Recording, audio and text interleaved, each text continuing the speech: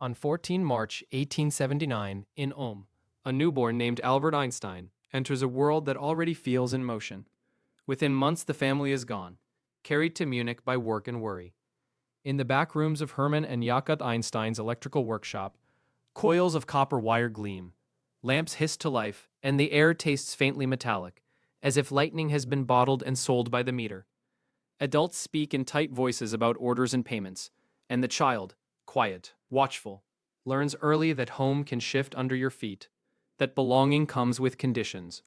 Meanwhile, the unseen forces in those wires keep humming, promising a steadier kind of truth than any adult reassurance. A few years later, when Albert is 4 or 5, his father places a pocket compass in his palm, cold brass, a glass face, and a needle that will not be argued with.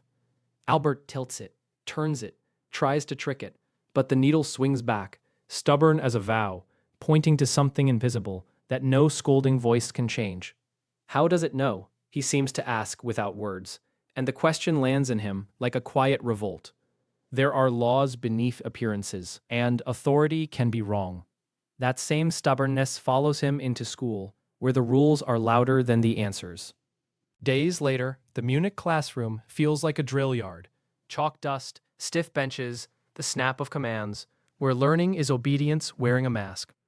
Albert sits rigid and silent, the label slow clinging to him like damp wool, not because he cannot think, but because he will not pretend to believe what sounds untrue. Meanwhile, at the family table, Max Talmy, arrives like a smuggler of air, setting down popular science and philosophy with the quiet excitement of a man passing contraband.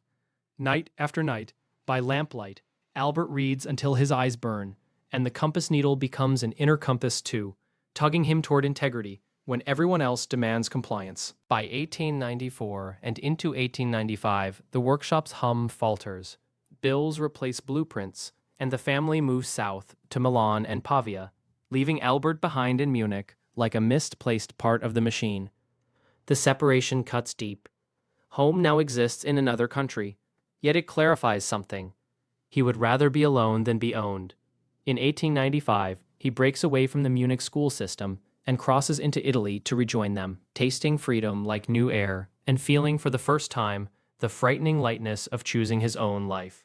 Meanwhile, the pull of Switzerland grows, a promise of study without Prussian discipline. And as he heads toward the Swiss border in 1895 to 1896, he is already walking into the next test, the Swiss Federal Polytechnic, where his independence will both betray him and define him. Days later, in October 1896, Albert steps off a train into Zurich with a thin suitcase and a thicker hunger. Trams ringing, wet cobblestones shining, the air sharp with coal smoke and lake wind. At the Swiss Federal Polytechnic, the lecture halls feel less like a drill yard than a workshop of ideas. Yet his stomach tightens anyway. Freedom has no bell schedule, and no one is coming to rescue him if he fails. He keeps touching the pocket where a compass once lived, as if the old needle can still promise that invisible laws exist, even when family, money, and certainty do not. That same week, in a cramped study room smelling of ink and damp wool, he notices Mileva Maric, Serbian, older by a few years, the only woman in their physics circle, her eyes steady as she copies equations with a surgeon's patience. Their notebooks begin to mirror each other. He leans in and murmurs, half a joke and half a vow, that they'll think the thoughts nobody assigns. Walking back past the river, their conversation turns intimate. Atoms, music, loneliness, and Albert feels the dangerous sweetness of being understood, even as he senses the world will punish them for it. Meanwhile, the old conflict with authority finds him again. Professor Heinrich Weber's lectures march on, but Albert's mind refuses the cadence. He skips, he reads on his own, he argues when others swallow. In the corridor outside Weber's office, the air tastes of chalk and pride. Albert's voice stays polite, but the edge is unmistakable, and Weber's patience turns to frost. Nights later, restless in a rented room, Albert runs his private cinema. He imagines chasing a beam of light, riding beside it until the rules of time feel like they might crack, and the exhilaration is real, until morning brings the bill for his stubbornness. By 1900, the diploma arrives, crisp and official, and it feels almost weightless compared to what he needs: work, a future, a place to belong. Rejection letters begin to stack like thin insults. Professors he challenged do not recommend him, and Maleva's presence in his life, once pure fuel, now attracts whispers and disapproval that squeeze their hopes. In 1901, he becomes a Swiss citizen. New papers, a new identity, yet the anxiety only sharpens. Freedom without security is a cliff edge, and he starts hunting for any position at all. A job plain enough to pay rent, and quiet enough to let his mind keep chasing light. Days after the diploma's thin paper promise, Einstein walks Bern streets in 1902 with a borrowed confidence and an empty wallet, the river air sharp in his lungs. Inside the Swiss patent office, the world shrinks to ink, sealing wax, and the steady clack of files as he is hired as a technical expert, third class, learning to translate other men's dreams into approved language. He weighs a gadget for synchronizing clocks, a new kind of motor, a tangle of claims about electricity, and he feels the old compass needle itch in his chest. There is an order under the surface, and he can almost hear it. That evening, with his coat still smelling of bureaucratic dust, he climbs the stairs to a rented room and opens his notebook as if it were a secret door. That same evening, the room fills with smoke and laughter as Maurice Solavine and Conrad Habicht squeeze in, coats draped over chairbacks, christening their little rebellion the Olympia Academy. They read Hume and Mach aloud, arguing until the words blur.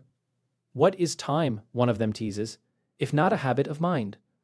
And Einstein answers with a grin that turns fierce. "Then we'll break the habit." When the others leave, the silence rings, and the day's inventions keep humming in his head like trapped insects. He writes late, hungry and alive, because in this cramped room he is no longer invisible. Meanwhile, a letter arrives that doesn't feel like paper at all, but wait. Maleva in Serbia, far away, bringing a child into the world in 1902, the baby they call Lieserl. The room that hosted their arguments about physics now holds a different kind of equation. Money he doesn't have, a career he can't risk, a daughter he may never see. His handwriting trembles as he asks after her health, then goes careful and small around the hardest questions. When Maleva returns, the name is spoken like a whisper, and then not spoken at all. And the silence sits between them at meals, pressing into their affection until it thins. He goes back to the patent office the next morning, stamping approvals with a steadier hand than he feels, as if routine can pin down grief. On 6 January 1903, in Bern's cold winter light, Albert and Mileva marry with joy that feels almost defiant, counting coins and promising each other a life sturdy enough to hold their ambitions. In 1904, their son Hans Albert arrives, his tiny breath warm against Maleva's exhausted cheek, and Einstein's face softens with wonder and fear, as if love itself is another force he must learn to measure. Yet the kitchen table becomes a battlefield of tenderness and urgency. Baby's cries, the scrape of a chair, and Einstein hunched over pages of electrodynamics, the compass needle twitching as he searches for rules beneath appearances. Night after night, the double life tightens like a spring, and somewhere inside that quiet clerk, the pressure builds toward a year that will not stay hidden. Days after the wedding, Bern returns to its narrow rooms and thin walls, ink, coal smoke, and the ticking of a cheap clock, while Albert bends over patent files by day and over blank paper by night. In their apartment, Maleva rocks their infant son Hans Albert, born 14th May 1904, and the lullaby is interrupted by the scratch of equations that won't let Albert sleep. He turns the old compass in his palm like a talisman, then writes as if possessed. Light itself comes in packets, quanta, and the stakes feel obscene, because the world outside still sees him as a clerk. When dawn bleaches the window, he whispers, half to Maleva and half to the universe, "If this is wrong, I have nothing, but if it's right, everything changes," and he folds his first 1905 manuscript as carefully as a secret. Meanwhile, the Aare River air clings damp to his coat as he walks to the Swiss patent office, and the city feels ordinary enough to mock him. Tram bells, boot steps, the smell of wet stone. On 18th March 1905, he sends a second paper, insisting that the jittery dance of tiny particles in water, Brownian motion, is the fingerprint of atoms, invisible forces made visible at last. At his desk, the inventions blur into a single question: what is real if you cannot see it? And how many lives can one man live before they collide? That same evening, back in the Olympia Circle's smoky laughter, he taps the compass needle and says, almost shy, "The world is ruled by what we can't hold in our hands." And the sentence hangs there, daring the next leap. June 1905 arrives like a fever. In his head, trains scream through stations, and synchronized clocks, proud little machines, begin to disagree the moment you move. On 30th June, he mails On the Electrodynamics of Moving Bodies, and with it, he steals simultaneity from everyone. Two lightning strikes that seem together on the platform aren't together on the train. He stands at the patent office window, listening to the real rhythm of the city, and feels a strange terror under the triumph. If time itself is negotiable, what else is? By September, he adds a final page, mass and energy bound in a simple equality. And the thunderclap E equals mc squared lands softly on thin paper, ready to be ignored or to detonate. Years later, the papers finally begin to echo back. Letters from Max Planck, invitations, the slow turning of an institutional key, until in 1909 he is leaving the patent office for a professorship in Zurich, trading anonymity for a spotlight he never asked for. Yet the most haunting moment comes earlier, in 1907, in the middle of routine work, a daydream of a man falling from a roof and feeling no weight at all. And Albert goes still, as if the compass needle has snapped to a new north. This, he thinks, is the happiest thought of my life, because it whispers that gravity and motion might be the same secret wearing different masks. He steps into academia, carrying that obsession like a hidden fuse, and the next years will be spent trying to make the universe keep its promise, without burning his life down. Days after the last congratulatory letters, the applause fades into the scrape of train wheels, and in 1911, Einstein arrives in Prague with his suitcase and his restlessness. The city smells of coal smoke and wet stone, and the Charles Bridge seems to sag under history the way his thoughts sag under gravity. In his rented room at the German university, he writes a line that sounds like a dare to the cosmos. Light itself should bend. A star seen near the sun will be displaced, and even his own number is wrong. A half-truth that still feels like a key.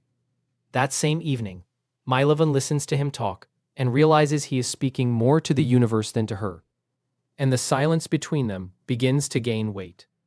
Meanwhile, the days in Prague stack like damp bricks. Lectures, headaches, sleepless nights, and letters that arrive too late to heal anything. Mileva moves through cramped rooms with the boys, folding laundry while he paces. And when she asks, quietly, for him to be present, he answers with an apology that sounds like a proof. He cannot stop now, not when the melody is so close. He scribbles gravity into the margins of family life, and the old motif returns. Isolation as both fuel and wound. The same solitude that made 1905 possible, now hollowing the house from the inside. When an offer comes to return to Zurich in 1912, it feels like rescue, yet also like a retreat deeper into his own labyrinth. In Zurich, 1912, the air is cleaner, but his mind is darker, and he finds Marcel Grossmann like a rope thrown into deep water. Grossmann opens a notebook and says, almost gently, that the language Einstein needs already exists. Riemann, Christoffel, Ricci. Curved space written in tensors. A mathematics so sharp it can cut the hand that holds it.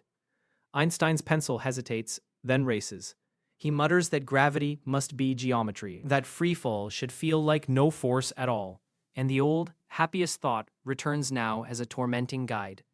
Nights lengthen, and as the equations begin to curve towards something true, the letters from Berlin begin to arrive too. Heavy stationery, elegant signatures, a promise of power that tastes like abandonment. That same winter, the Berlin courtship becomes relentless. The Prussian Academy, Max Planck, Walther Nernst, voices telling him he can have freedom from teaching, resources, a stage worthy of the theory still slipping through his fingers. In July 1913 he signs on, and by April 1914 he steps into Berlin alone, the station loud with boots and brass, uniforms threading through the crowd like a warning. Mileva and the children remain behind. What began as distance hardens into separation, and the triumph lands with the dull thud of a door closing. As he walks toward an apartment filled with fresh paper and empty rooms, nationalism hums in the streets, and Einstein's fight for gravity is about to collide with a darker gravity pulling Europe toward war. Days after the Berlin offer becomes a gilded cage, August 1914 detonates across the city. Boots hammer cobblestones, brass bands blare, and flags ripple like flames in the late summer heat. Einstein stands apart on a sidewalk near the Prussian Academy, the roar washing over him, his face tight as if the sound itself is a physical blow. The outsiderhood he has carried like a private coat becomes a public stance. That same week, while respected men sign the Manifesto of the 93, he puts his name to a fragile counter-appeal for peace and mutters to a friend, almost spitting the words, "This madness will swallow everything." The marchers surge forward, and he turns back to his rooms, toward the only order he still believes in, equations that do not lie. That same autumn, the war's fever seeps into the home. In a dim Berlin apartment, Einstein reads Mileva's letters from Zurich, the paper trembling between his fingers as if it carries cold. Their words are no longer a shared language, only invoices of resentment, money, children, distance, accusations that land with the dull thud of stones. He writes back with a brittle precision that sounds like a theorem, not a marriage. Meanwhile, the nights lengthen, and he works until dawn, scratching tensors and Christoffel symbols across pages, his stomach burning, his head heavy, the old motif returning, him alone at a desk, chasing a melody only he can hear. As artillery maps redraw Europe, he redraws gravity, and the strain begins to show in his hollow cheeks and the way he pauses, listening to his own heartbeat as though it might betray him. A year later, November 1915 arrives like a verdict, and Einstein moves through Berlin in a fever. 5 Thursdays in a row at the Prussian Academy, each paper a step closer, each step a gamble.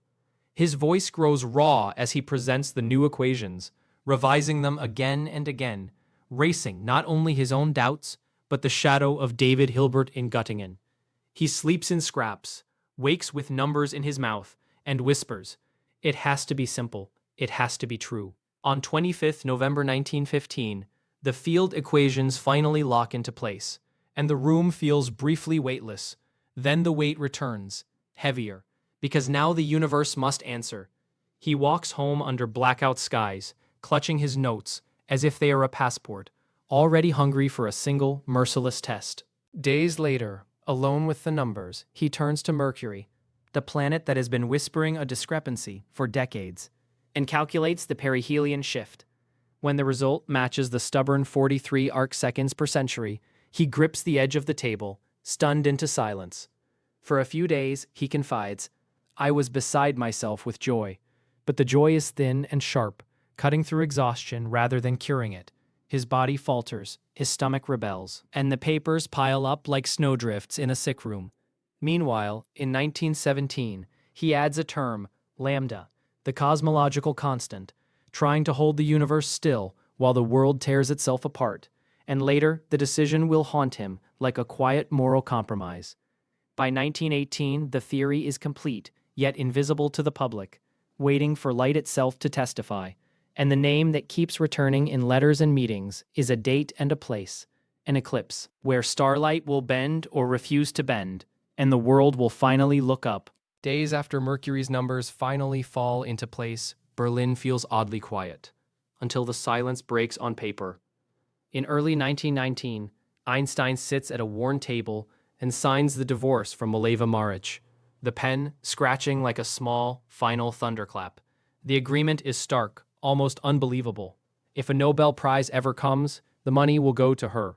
He stares at the line a moment too long, as if trying to weigh a future he cannot see, and then folds the document with hands that have held the universe and still cannot hold a marriage together. That same spring, as Europe exhales from war, Einstein's life tightens into a smaller circle. On June 1919, he marries Elsa in Berlin, a family closeness that feels like shelter as much as love. Meanwhile, an ocean away from the gossip and the signatures, Arthur Eddington waits for the sky to cooperate. On 29th May 1919, at Principe, clouds crawl over the sun like doubt, and at Sobral in Brazil, the heat shimmers over the instruments. If the eclipse fails, the bending of light stays invisible. Just another private truth trapped in equations. Weeks later, the eclipse is over, but the verdict is trapped in fragile glass. Photographic plates speckled with stars, carried like relics through labs and arguments. Eddington and Frank Dyson bend over measurements. Numbers whispered, recalculated, doubted. Because a hair's breadth on a plate can crown a theory or bury it. And the old authority of Newton stands in the room like a stern ghost. In Berlin, Einstein waits with the patience of a man who has survived worse than uncertainty. Yet the waiting still gnaws. The invisible must become visible, or the world will move on without him. On 6 November 1919, the announcement lands in London like a shockwave. At the Royal Society and the Royal Astronomical Society, the measured starlight says the sun bends space, and the room tilts into history. Within days, Berlin kiosks shout his name, caricatures multiply the wild hair into a logo, and strangers speak of him as if he's a new kind of prophet, not a tired man who still misplaces his keys. The applause comes with a shadow as the years roll into 1921 and 1922. Nobel Prize for the photoelectric effect, packed lecture halls, relentless interviews, anti-Semitic voices harden in Germany, and the icon the world wants begins to pull him toward politics and peril. Days after the London headlines make him a kind of secular saint, Einstein boards a ship east, trading applause for salt air and unease. In February 1923, he steps into the bright dust of British Mandate Palestine, Jaffa's harbor noise, Jerusalem's stone glare, and he hears his own name shouted in accents he doesn't yet trust. He speaks at the new Hebrew University project on Mount Scopus, careful and conflicted. A home for learning, yes, but not a flag that hardens hearts. A cultural center, he insists, not a narrow nationalism. When the cheering swells, his smile stays thin, as if fame has become a lever in his hands, and he's afraid of what it might pry open. That same year back in Berlin, the cold returns, and with it the sound of marching boots in the distance.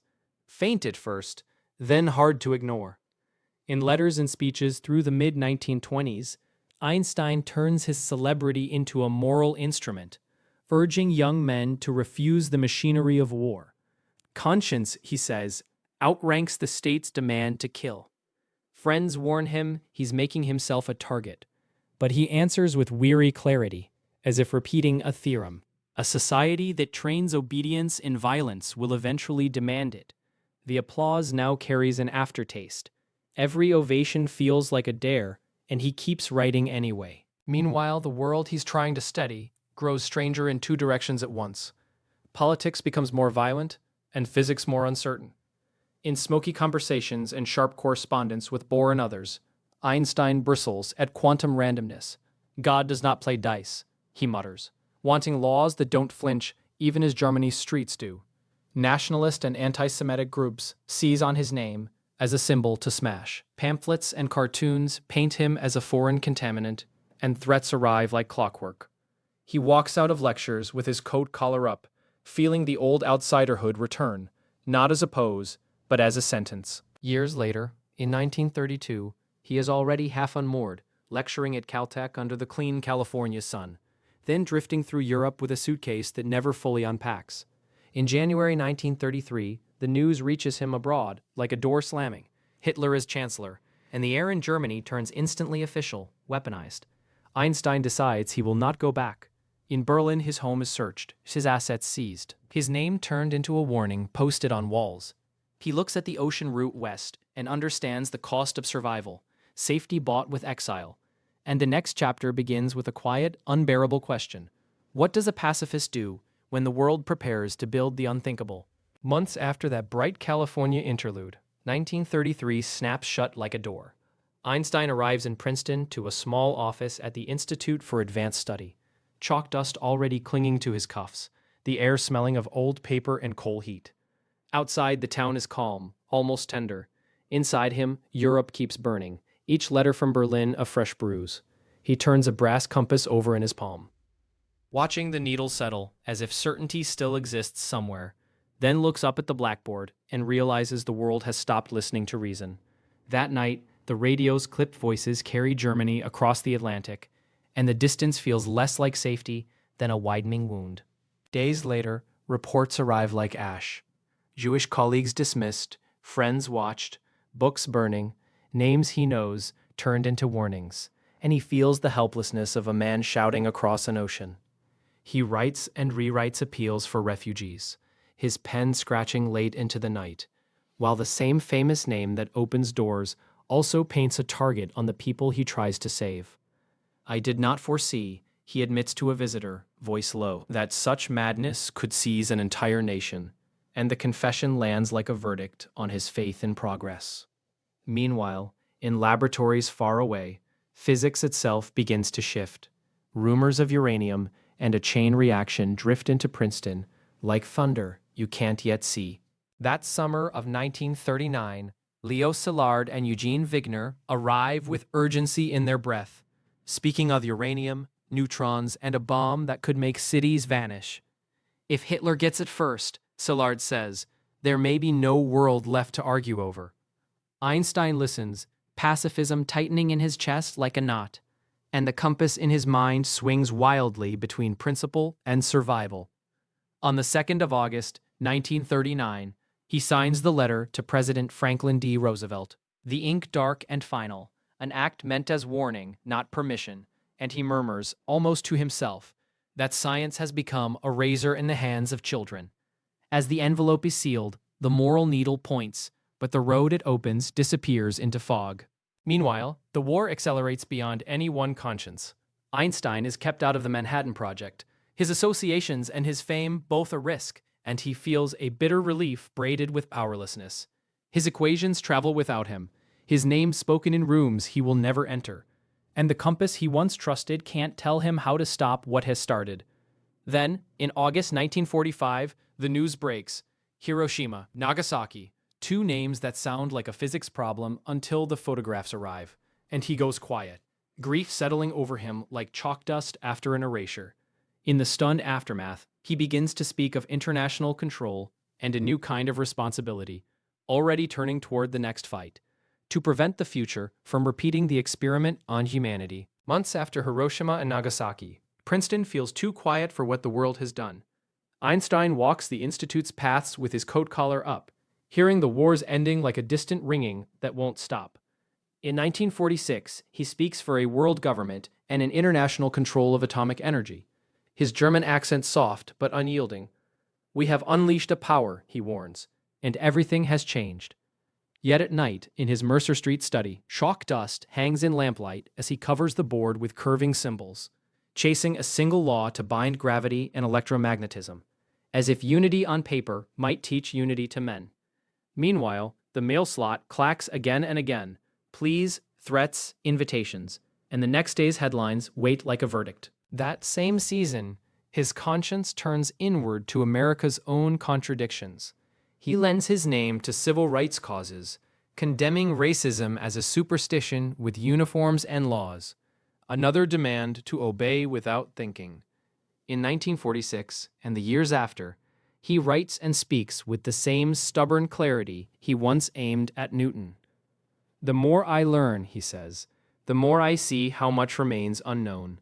And yet, he refuses to let ignorance become cruelty. Back in the office, the unified field pages stack up like snowdrifts. He erases and rewrites until his fingertips are white, muttering to himself in German, not defeated, just unwilling to pretend the answer is easy. And then, in the autumn of 1952, a cable arrives that makes even Einstein stop mid-equation. Days later, the offer is spoken aloud in a small Princeton room, the presidency of Israel, an honor heavy with grief and hope. Only 4 years after the state's birth, in 1948. Only a few years after Europe's ruins still smoke in memory. Einstein's face tightens with gratitude and dread. He answers gently but firmly that he lacks the natural aptitude and experience to deal properly with people, and he cannot trade thought for office, even for a people he loves. When the door closes, he stands alone a moment, hearing his own heartbeat, feeling the old outsiderhood return, belonging everywhere and nowhere. He turns back to the chalkboard, but the world's urgency follows him there. And by 1955, the letters on his desk carry a new name, Bertrand Russell. Meanwhile, in the spring of 1955, Einstein's handwriting grows shakier as he drafts words with Russell, an appeal to humanity to choose survival over annihilation, a warning meant to outlive him. Remember your humanity and forget the rest. On April 18, 1955, at Princeton Hospital, the corridors are hushed. An aortic aneurysm ends the long argument between time and one man's mind. And the last papers on his table still chase the unification that kept slipping away. In the quiet that follows, the story circles back to its first spark, a child's compass needle insisting on hidden order, and a grown man refusing to bow to false certainty. His greatest gift to science, and his final warning to the world. What remains is wonder, and the question that never stops pointing.